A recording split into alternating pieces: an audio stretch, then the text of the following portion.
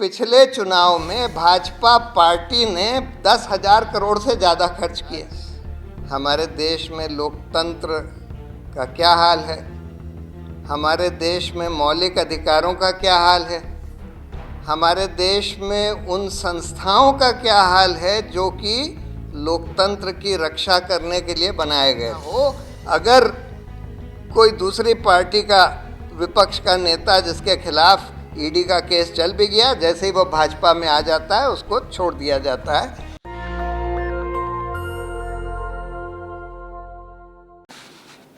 देखिए, संविधान जो हमारा है और जो किसी भी सभ्य देश का होता है, वो उसका मूल मकसद जो है लोकतंत्र को चलाने का,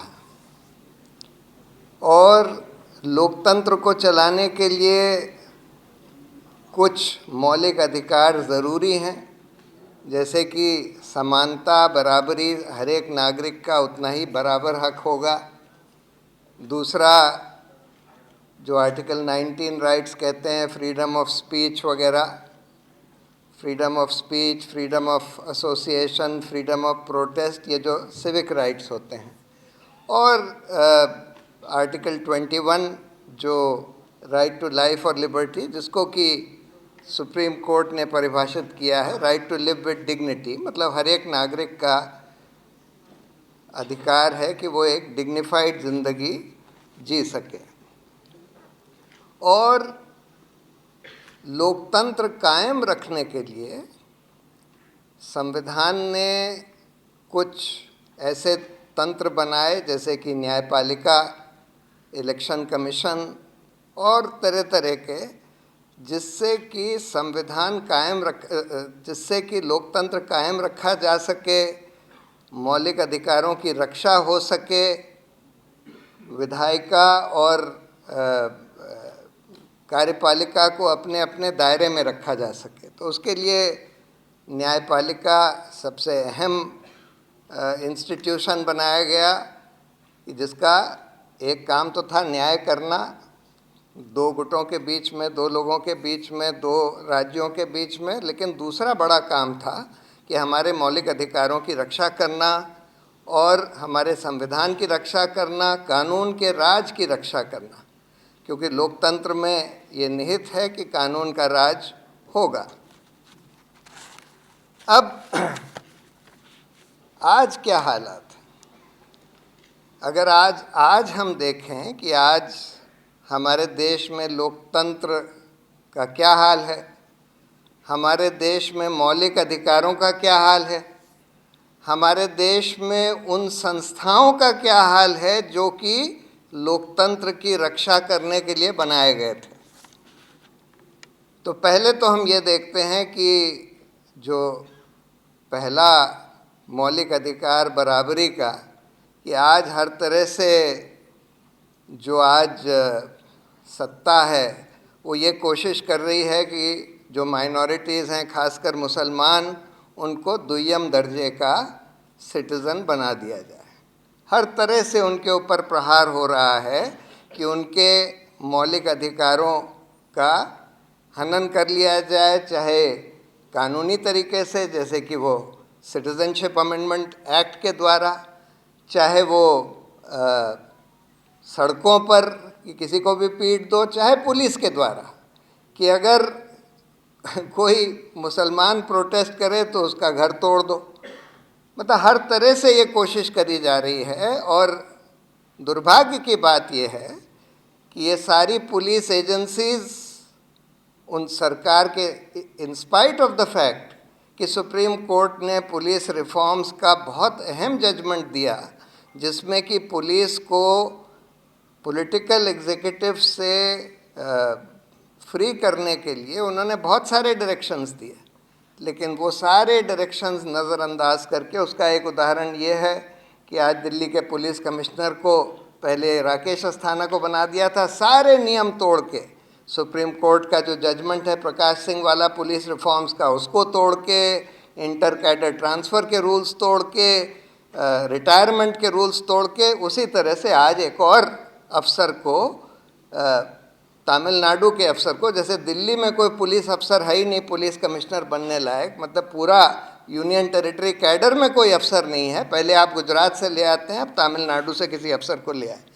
तो पुलिस रिफॉर्म्स की पूरी धज्जियां उड़ाकर पुलिस को बिल्कुल अपने गिरफ्त में कर सिर्फ पुलिस को ही नहीं, सारे इन्वेस्टिगेटिव एजेंसीज को जिनका कि इस्तेमाल किया जा रहा है, खासकर इन्फोर्समेंट डायरेक्टरेट और ये NIA वगैरह का, जो कि बिल्कुल एग्जीक्यूटिव एजेंसीज हैं, सरकार के अधीन हैं, उनका इस्तेमाल किया जा रहा है कि किस तरह से जो पॉलिटिकल ओपोनेंट्स हैं सरकार के, जो डिसेंटर्स हैं, जो सरकार के ऊपर सवाल पूछते हैं, कैसे उनका इस्तेमाल करके उनको परेशान किया जाए, और जो सरकार में हो या जो भाजपा में हो उनके खिलाफ कुछ ना हो। अगर कोई दूसरी पार्टी का विपक्ष का नेता जिसके खिलाफ ED का केस चल भी गया, जैसे ही वो भाजपा में आ जाता है उसको छोड़ दिया जाता है, ये चल रहा है।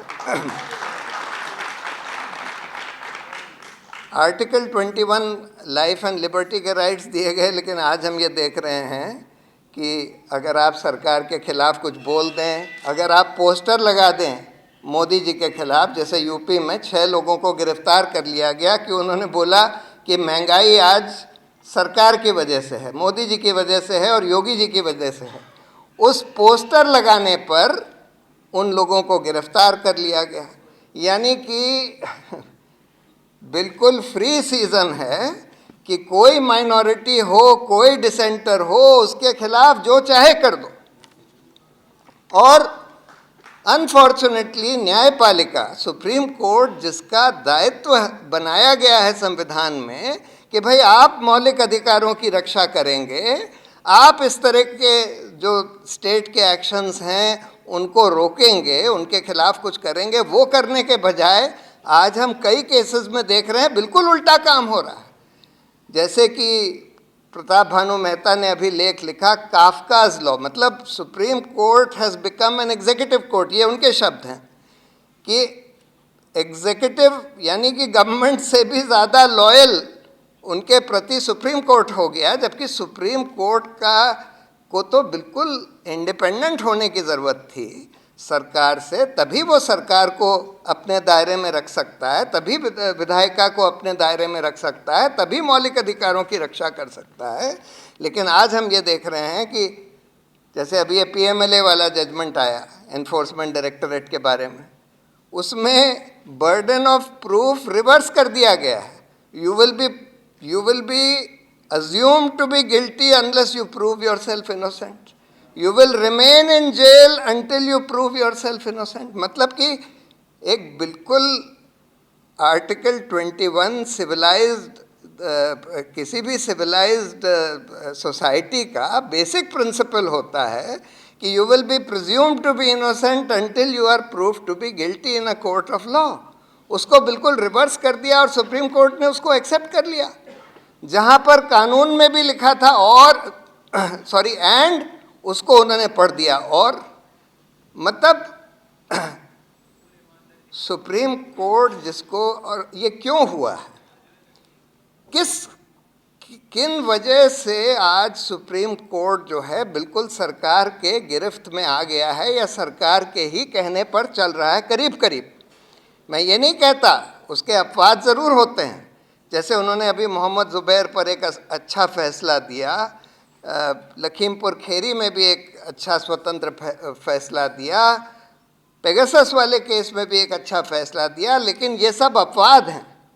अगर आप मेन देखें कि आज क्या हो रहा है, चाहे आप जाकिया जाफरी वाला केस ले लें, चाहे छत्तीसगढ़ के किलिंग्स वाला केस ले लें, चाहे हरेन पांड्या का केस ले लें, चाहे बिरला सहारा का केस ले लें, चाहे रफाइल का केस ले लें, चाहे अयोध्या का केस ले लें, चाहे ये UAPA वाला वटाली का केस ले लें, चाहे PMLA वाला जजमेंट ले लें, सब में हम देख रहे हैं कि supreme court has emerged as the greatest threat to human rights in the country, as big a threat to human rights in the country as the executive.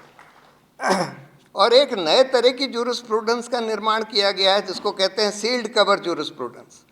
वो राफेल में भी इस्तेमाल किया गया,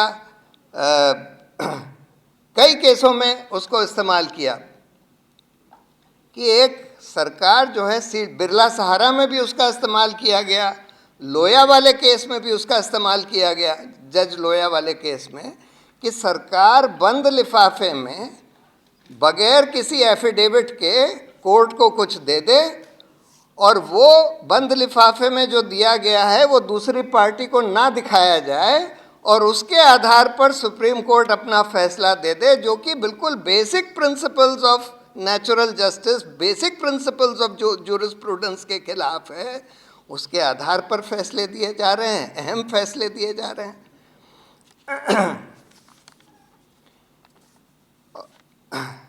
तो ये क्यों हुआ, ये कोलैप्स जुडिशरी का क्यों हुआ? देखिए, इसके कई कारण हैं। कुछ कारण तो पहले से भी थे कि जजों को पोस्ट रिटायरमेंट जॉब से लुभाकर प्री रिटायरमेंट जजमेंट्स अपने फेवर में सरकार करवाती रहती थी, पहले भी करवाती थी।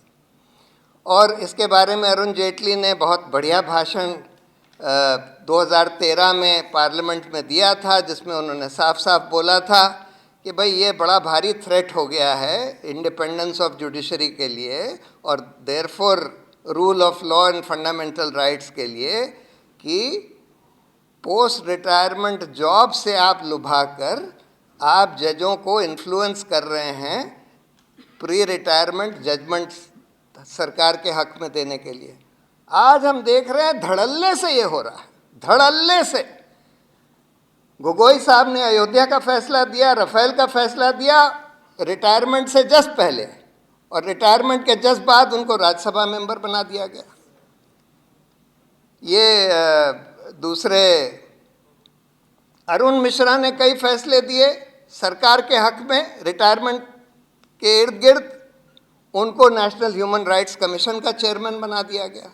अभी एक खानविलकर साहब ने 4-5 अहम फैसले दिए, अभी कल रिटायर हुए हैं। अब देखिए, उनको लोकपाल बनाया जाता है कि लॉ कमीशन का चेयरमैन बनाया जाता है, दोनों पोस्ट खाली पड़ी हैं उनके लिए। तो एक तो ये तरीका जो कि पहले से भी था। दूसरा एक तरीका, जो नया तरीका अख्तियार किया गया, ये बहुत ही खतरनाक तरीका, कि आप सरकारी इन्वेस्टिगेटिव और इंटेलिजेंस एजेंसीज का इस्तेमाल करके आप किसी भी जज के खिलाफ कोई उसकी कमज़ोरी पकड़ लें, और अगर वो चीफ जस्टिस है, आपने मेडिकल कॉलेज स्कैम में सीबीआई इन्वेस्टिगेशन उनके खिलाफ करवाया, और उनकी कमज़ोरी, उनके कॉन्वर्सेशंस या दूसरे जज के कॉन्वर्सेशंस उनके बारे में पकड़ लिए कि हमने कैप्टन को 5 गमले दे दिए। एक रिटायर्ड चीफ जस्टिस उड़ीसा का कह रहा है बाकायदा फ़ोन पर, वो रिकॉर्डिंग सीबीआई के पास है, कि हमारी बात हो गई है, केस लगा है चीफ जस्टिस के कोर्ट में, वो जो उस समय नंबर 2 थे, उसके बाद चीफ जस्टिस बने, और वो पूरी रिकॉर्डिंग सरकार के पास है। अब हम लोग तो कोर्ट गए ये कह के कि भाई ये बड़ा खतरनाक है कि एक सरकारी एजेंसी चीफ जस्टिस का इन्वेस्टिगेशन करे, ये इंडिपेंडेंस ऑफ जुडिशरी के लिए बहुत खतरनाक चीज़ है। तो आप ये इन्वेस्टिगेशन एक एसआईटी को ट्रांसफ़र करिए जो सुप्रीम कोर्ट के अंडर हो, उस एसआईटी को ट्रांसफ़र करिए। सुप्रीम कोर्ट ने जस्टिस अरुण मिश्रा और जस्टिस खानविलकर, ये दोनों थे उस जजमेंट में, डिसमिस ही नहीं किया, 25 लाख का कॉस्ट हमारे ऊपर लगा दिया कि आप ऐसी दलील लेकर कैसे आ गए। जैसे कि अभी हिमांशु कुमार के ऊपर 5 लाख का कॉस्ट लगा दिया कि आप ये एनकाउंटर किलिंग्स की जांच करवाने के लिए सुप्रीम कोर्ट कैसे आ गए। तो अगर, और ये हम देख रहे हैं गोगोई साहब का सेक्सुअल हैरेसमेंट का केस आया, और उसके बाद तुरंत वो पूरा सारी इन्फॉर्मेशन सरकार के पास थी। उस पूरी इन्फॉर्मेशन, क्योंकि वो सेक्सुअल हैरेसमेंट का कंप्लेनेंट जो थी वो एक सुप्रीम कोर्ट की एम्प्लॉय थी और उसका हस्बैंड एक पुलिस ऑफिसर था। तो अगर आप किसी जज की कोई नब्ज पकड़ लें और वो अगर जज चीफ जस्टिस है, तो आधा सुप्रीम कोर्ट आपके हाथ में, आधी जुडिशरी आपके हाथ में आ गई। क्योंकि चीफ जस्टिस का एक दो बहुत अहम रोल होते हैं। एक ये कि वो ये तय करता है कि कौन सा केस किस जज के सामने लगेगा। जैसे दीपक मिश्रा ने तय किया कि लोया वाला केस अरुण मिश्रा के यहाँ लगेगा, जो कि नंबर 12 जज थे। उसी पर जो नेक्स्ट 4 जजेस थे सुप्रीम कोर्ट के, नंबर 2, नंबर 3, नंबर 4, नंबर 5, उन्होंने जॉइंट प्रेस कॉन्फ्रेंस करी और उन्होंने बोला कि ये दुरुपयोग जो है चीफ जस्टिस की power of master of roster का, ये बहुत खतरनाक है लोकतंत्र के लिए और इंडिपेंडेंस ऑफ जुडिशरी के लिए भी बहुत खतरनाक है। तो क्योंकि हर एक जने को पता होता है कि किस जज की क्या, कौन जज इंडिपेंडेंट है, कौन नहीं है, कौन जज सरकार से सहमत है, कौन नहीं है, कौन जज ईमानदार है, कौन जज बेईमान है, किसकी नब्ज पकड़ी जा सकती है, किसकी नब्ज नहीं पकड़ी जा सकती। तो इसलिए ये एक बहुत खतरनाक पावर है जो सिर्फ एक आदमी के हाथ में होती है, चीफ जस्टिस के। और अगर आपने चीफ जस्टिस की नब्ज पकड़ ली तो फिर जुडिशरी आपके हाथ में आ गई, करीब करीब पूरी जुडिशरी। दूसरी अहम पावर चीफ जस्टिस की ये होती है कि he is the prime mover in the appointment of जजेस। अब तो अपॉइंटमेंट तो कोलिजियम रेकमेंड करता है, लेकिन कोलिजियम के रिकमेंडेशन के बाद भी चीफ जस्टिस उसको नकार सकता है, लीगली नहीं बट प्रैक्टिकली। और यही हुआ कि एक मीटिंग हुई दिसंबर 2018 में कोलिजियम की, जिसमें तय किया गया कि 2 चीफ जस्टिस, एक प्रदीप नंद्रजोग और एक जस्टिस मेनन जो दिल्ली और राजस्थान के चीफ जस्टिस थे, उनको सुप्रीम कोर्ट लाया जाएगा। लेकिन चीफ जस्टिस गोगोई ने वो रिकमेंडेशन रोक ली, सरकार को नहीं भेजी, और उसके बाद जब कोलिजियम बदल गया तो वो रिकमेंडेशन बदल दी गई। तो चीफ जस्टिस के पास क्योंकि ये बहुत अहम पावर होती है, तो इसलिए अगर चीफ जस्टिस को आपने उसकी नब्ज पकड़ ली, तब आप आधी जुडिशरी आपके हाथ में आ गई।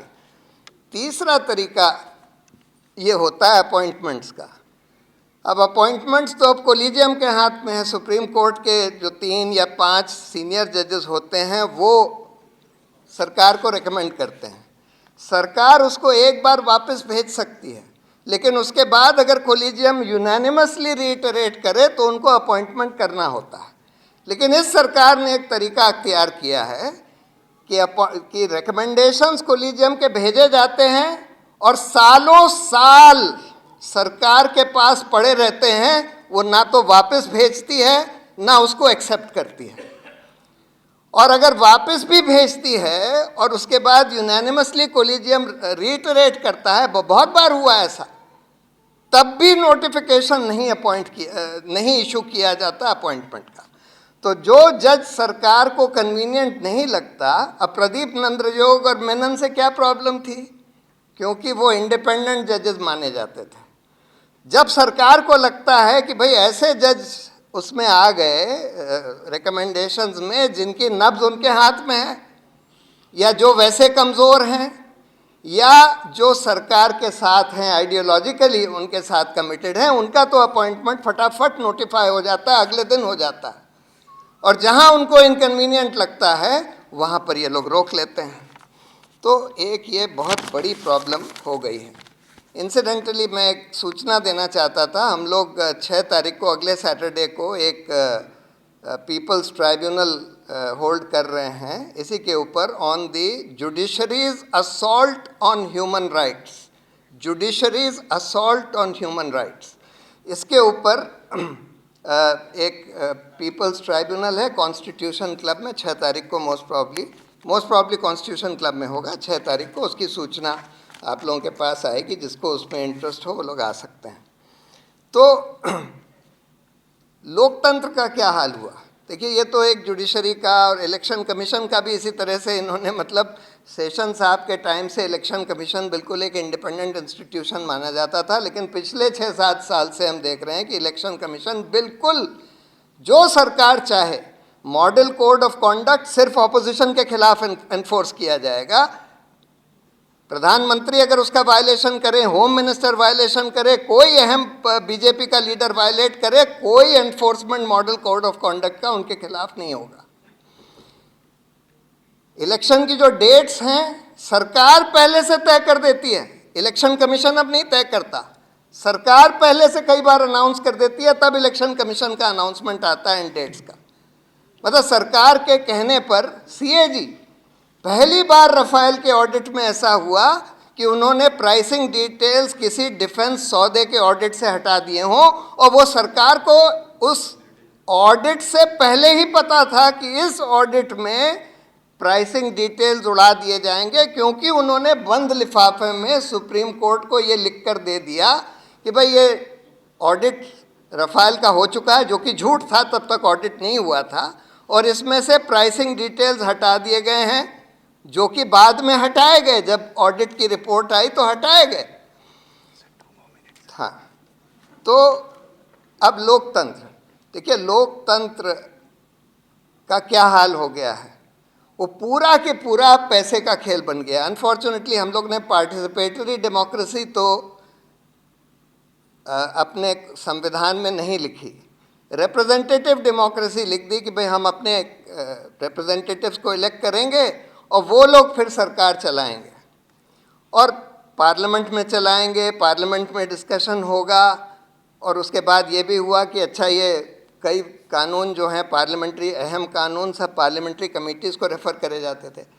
अब तो ये हो गया है कि पहली बात तो पार्लियामेंट करीब करीब ख़त्म ही हो गई है, पार्लियामेंट में कोई डिस्कशन नहीं होता, 100 कानून जो हैं 2-2, 3-3 मिनट में पास कर दिए जाते हैं।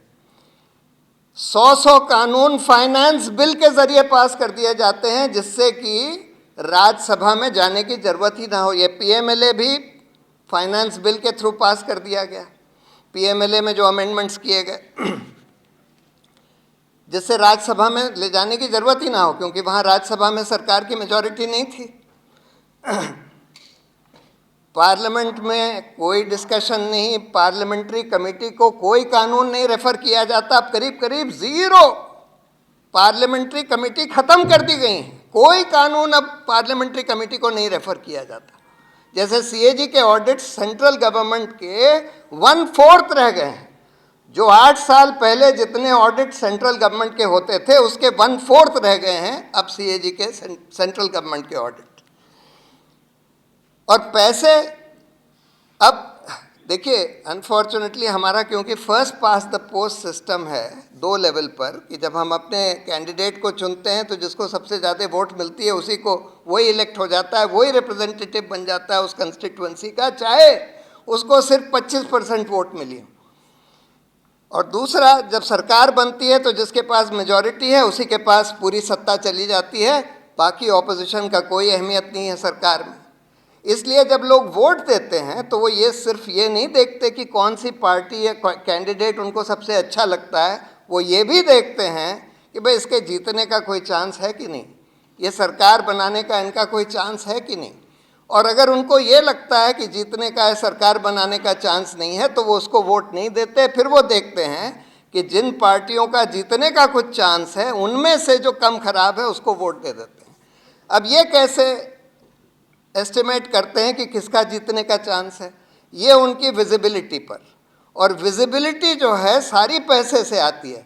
पैसे से आप एडवर्टाइज कर सकते हैं, होर्डिंग्स लगा सकते हैं, आप पेड वर्कर्स, आपके हैंडबिल्स, पोस्टर्स डिस्ट्रीब्यूट कर सकते हैं, और पैसे से ही आज आप बड़ी बड़ी रैलीज कर सकते हैं। अब पैसे की अहमियत कम करने के लिए एक एक कैंडिडेट के इलेक्शन एक्सपेंस पर तो लिमिट लगा दी गई, लेकिन पॉलिटिकल पार्टी पर नहीं लगाई गई। कहा जाता है कि पिछले चुनाव में भाजपा पार्टी ने 10,000 करोड़ से ज़्यादा खर्च किए। इलेक्टोरल बॉन्ड्स जो 10,000 करोड़ आए हैं उसके 70% इलेक्टोरल बॉन्ड सिर्फ भाजपा के पास आए हैं। अगर 10,000 करोड़ खर्च करेंगे तो एक कंस्टिट्यूएंसी पे 20-20 करोड़ हो गया, यानी कि जो लिमिट है 70 लाख उससे 30 गुना पैसा सिर्फ पॉलिटिकल पार्टी एक एक कंस्टिट्यूएंसी पर खर्च कर रही है। यानी कि आपने वैसे ही इसकी धज्जियां उड़ा दी जो इलेक्शन लिमिट। दूसरी बात, आपने कैंडिडेट्स भी 10-10 करोड़ खर्च कर देते हैं और डिक्लेयर ही नहीं करते, क्योंकि सारा पैसा कैश में खर्च करते हैं। नोटबंदी आपने करी, ये कह दिया कि भाई हम कैशलेस सोसाइटी बनाना चाहते हैं। ऑर्डिनरी आदमी को तो कैशलेस नहीं बना सकते थे, लेकिन कम से कम पॉलिटिकल पार्टीज और कैंडिडेट्स को तो कानून कह सकते थे कि भाई आप सारा पैसा जो है बैंक से करिए, जो आप डोनेशन लेते हैं, जो पैसा खर्च करते हैं, लेकिन वो नहीं किया। और उल्टे 3 ऐसे कानून बना दिए। एक इलेक्टोरल बॉन्ड्स ले आए जो कि एनोनिमस तरीका है पैसा पार्टियों को देने का। आपने कॉरपोरेट डोनेशंस पर लिमिट ही हटा दी। पहले लिमिट थी कि 7.5% आपके प्रॉफिट से ज़्यादा आप नहीं दे सकते, आपने उड़ा दी। तीसरा, आपने फॉरेन कंपनियों को भी अलाउ कर दिया कि पॉलिटिकल पार्टीज़ को डोनेट कर दें। FCRA एक्ट बनाया गया था पॉलिटिकल पार्टीज़ वगैरह को रोकने के लिए कि भाई फॉरेन डोनेशंस, फॉरेन पैसे से इन्फ्लुएंस ना हो। अब राफेल की एक सब्सिडियरी कंपनी इंडिया में कितना भी पैसा भाजपा को इलेक्टोरल बॉन्ड से दे दे, किसी को पता भी नहीं लगेगा कि राफेल सौदे में घूस दे दी गई। तो मतलब आपने पूरा खेल जो पैसे का था उसको ऐसा और ज़्यादा पैसे का खेल बना दिया, और सारा पैसा एक रूलिंग पार्टी के पास आता है। तो आपने इस लोकतंत्र को करीब करीब एक नाम के लिए लोकतंत्र छोड़ दिया, बाकी सब आपने ख़त्म कर दिया। तो ये हालात हैं आज, और इससे लड़ने के लिए मुझे नहीं लगता कि पॉलिटिकल पार्टीज़ में इतनी क्षमता है कि इससे वो लड़ सकें, जूझ सकें। इसके लिए तो सिटीजन्स को ही खड़ा होना पड़ेगा, एक बहुत बड़ा सिटीजन्स मूवमेंट खड़ा करना पड़ेगा। नेशनल दस्तक की आपसे गुजारिश है कि अगर इसको बचाना चाहते हैं तो नेशनल दस्तक को सब्सक्राइब करने के लिए रेड कलर के सब्सक्राइब बटन को दबाएं, फिर बेल आइकन की घंटी दबाएं। नेशनल दस्तक को बचाने के लिए बहुत ज़रूरी है कि हर खबर को शेयर करें, लाइक करें, कमेंट जरूर करें।